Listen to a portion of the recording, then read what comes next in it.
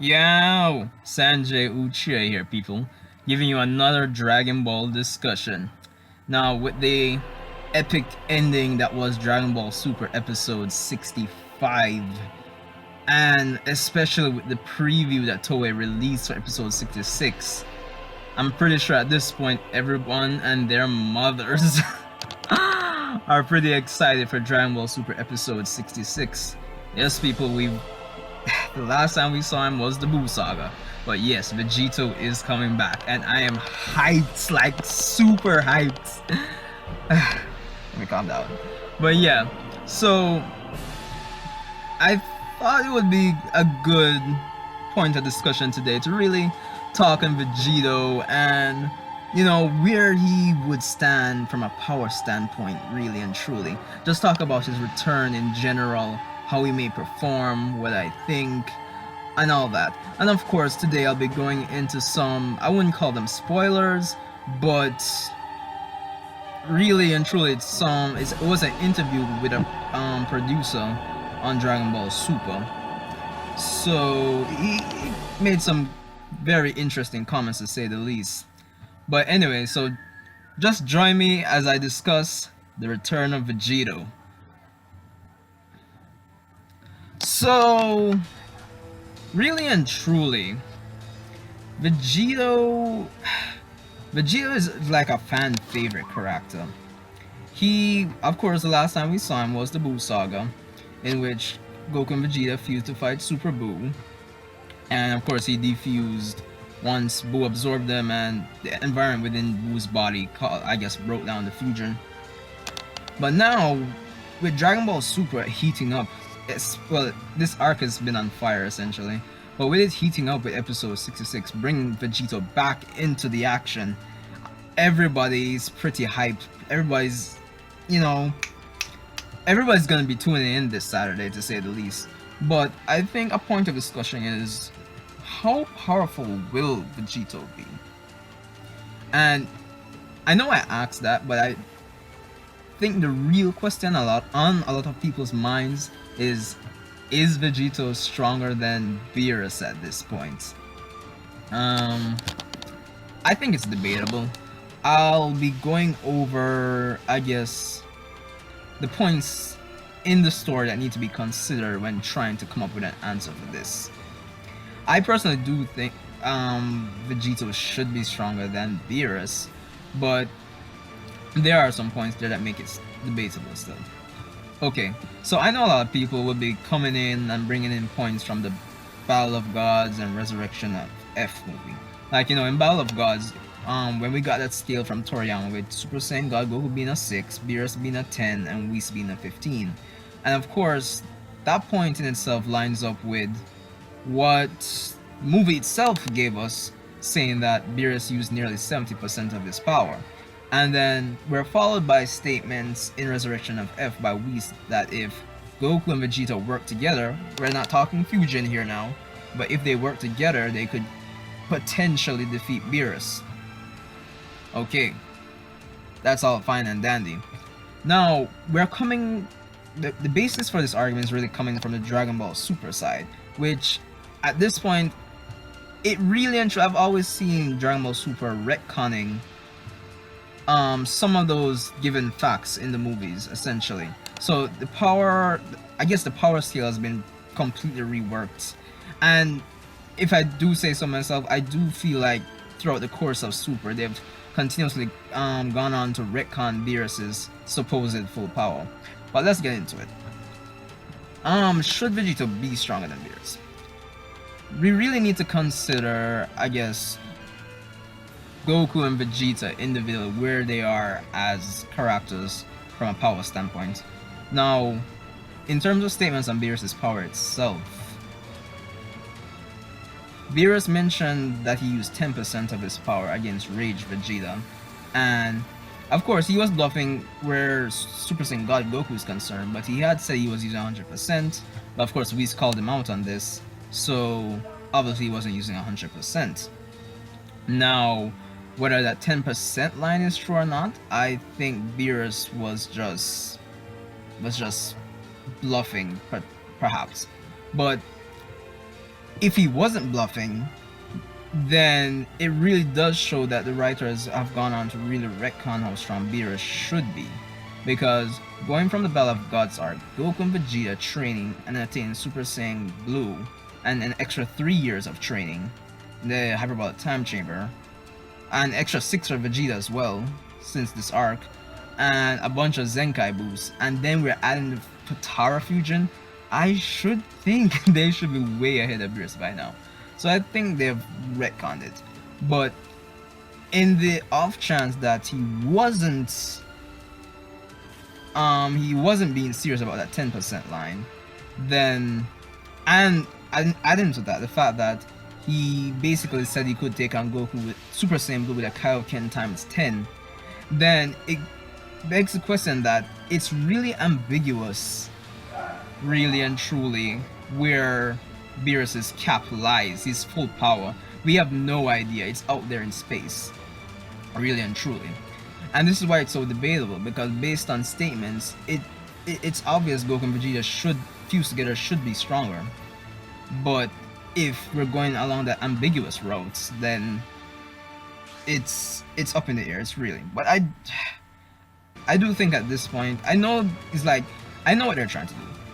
They don't want Goku and Vegeta to surpass Beerus and Whis anytime soon. And Toriyama has stated this in an interview before. But it's like if they make the characters surpass them, probably they feel that their words are their what makes them special as characters probably would diminish probably. But anyway, that's my 2 cents on that. So it's really debatable. But even though I'm still leaning more towards that Vegeta should be stronger. So on a power scale standpoint, I think Vegetto could potentially even defeat Whis, honestly speaking. It sounds crazy, but Potara Fusion is that much. It really is that powerful. As in, I've never really been for the whole Fusion Dance versus Potara debate. I always thought they were even, but I guess I could agree with someone saying, or a lot, I guess most people saying at this point that Potara Fusion is stronger. But yeah, it's that Fusion in general is really that crazy of a power boost. So that's where I think Vegeta stands from a power standpoint. I think he could definitely take. He should be the strongest person in Universe 7 at this point.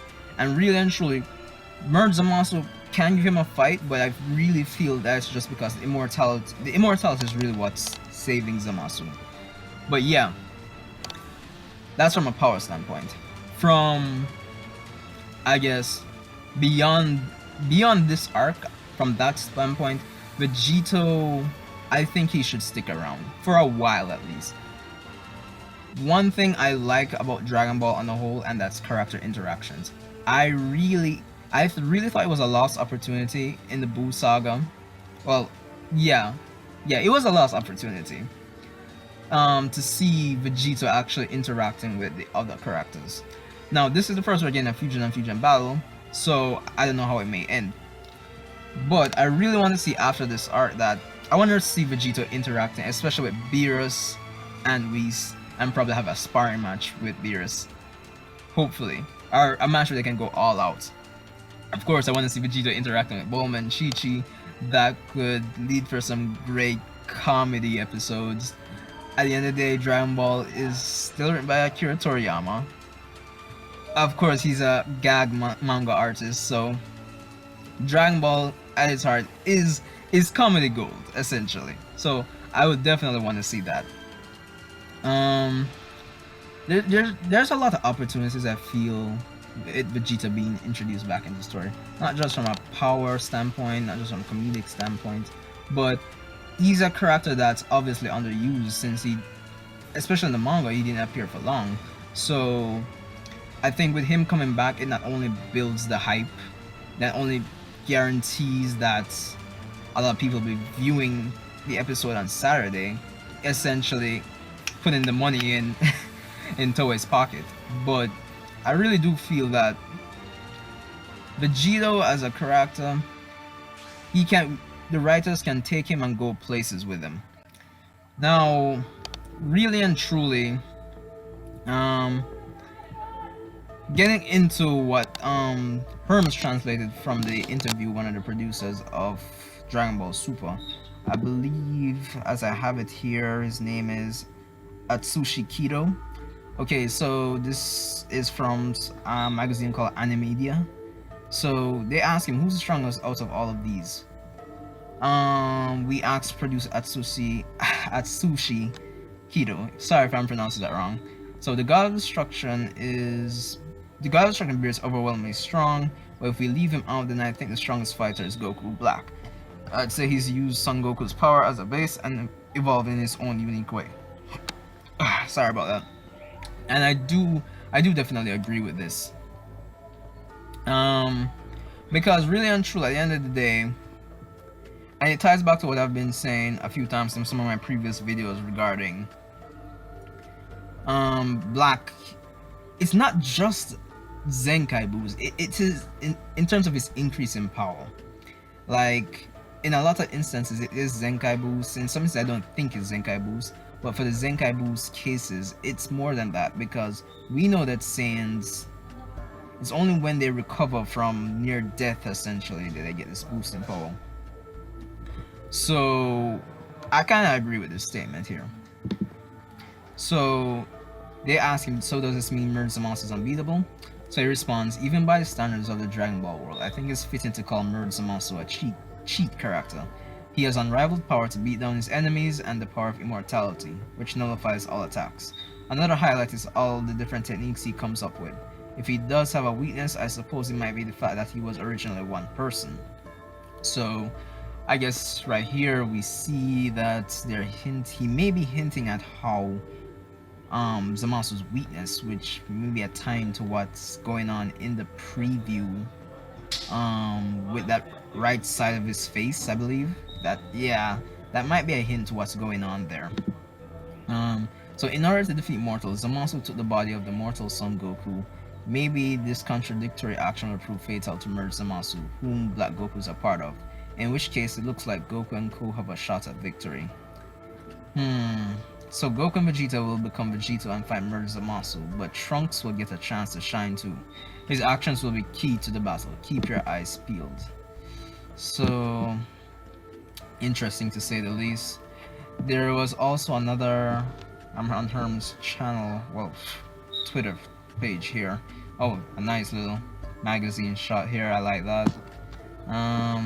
Of course, Herms was saying we got a provisional title that says Farewell Trunks, which well, I don't know when that would air still, but yeah, so that could be signaling the end of the arc, people. Let's see what else is here on Herm's page. Yeah, they do mention that apparently Vegetto is supposed to have some weakness not normally found in the Potara, so I don't know if that has anything to do with two Potara fusions fighting each other. That's what I'm going to go ahead to speculate, because there's no other reason I see Vegetto having a weakness. Of course, this was the first time a fusion would occur with Goku and Vegeta using Godly Ki, but I don't think that would have any like negative effects. I mean, the form itself of Super Saiyan Blue is perfect Ki control, so I don't see why that would cause a problem. So I think it has something to do with two Potara fusions fighting each other, so I'll go with that. And to wrap up this Twitter segment, yeah, so another translation Hermes provides from this magazine here. Dang, not loading. But anyway, yeah. He mentions that. Sorry, wow, it's ridiculous. Wow, that completely lose that. Wow, that's so embarrassing here. All right, yeah. So apparently, Bulma Mind refugees will play some unexpected role. Of course, I feel that has to do with the time machine, but that's all I say on that. So that's it for the Twitter segment here in terms of the information I mentioned that Herms translated. So, truly, sorry about that. Vegetto, I'm pretty hyped. Vegetto, from a power standpoint, As I said, the question that really people may be asking about Vegetto is if he's really stronger than Beerus and Whis at this point. And I feel it's debatable because, as I mentioned earlier with all my points throughout Battle of Gods and Super, that it can be pretty ambiguous where Beerus's full power lies. But at the same time, I do think by now Goku and Vegeta fusing should be much more powerful than Beerus. Unless really and truly that Beerus was using like 1% against Super Saiyan God, which I highly doubt. Just stick with me here, people. I get that we don't truly know where Beerus' full power lies. But if Beerus was using like 1% or less, it has to be that case. If Vegetto isn't stronger than him. And if that's the case, it makes the whole Battle of Gods movie and arc pretty like a waste of time, because Beerus' whole premonition and getting excited over fighting the Super Saiyan God, that would just make Super Saiyan look like it was really nothing. Like a waste of Beerus' time, if you get what I'm saying. So from a storytelling standpoint, you see what I'm saying? It just seemed as if he did use a decent amount of power in the Battle of Gods movie / arc, but at the same time, they don't want Goku and Vegeta to surpass him, so it's like they're retconning where his full power truly lies. So it kind of feels at the end of the day, they've kind of written themselves in a corner. That's where I see from a storytelling standpoint in comparison to Vegetto, really and truly. Vegetto as a character, I'm looking forward to seeing his performance. From his interactions with other characters, to his power, to how potentially making use of him beyond this arc, which I'm hoping they do, and they should, really and truly. It would make things a bit more dynamic. So I really hope you guys enjoyed this. A bit lengthy, I know, this discussion on Vegetto, but I really wanted to do something with the upcoming episode on Saturday. So I hope you guys can tune in and tell me your thoughts on this. I may be doing a predictions video tomorrow as well, so give me your thoughts in the comment section. Of course, rate, comment, subscribe, share this video out. The entire Dragon Ball community is pretty excited for this, to say the least. I guess we'll have to wait and see how this fight really turns out. But this is Sanjay Uchiha, and I'll see you in the next one. Call me Super Vegetto.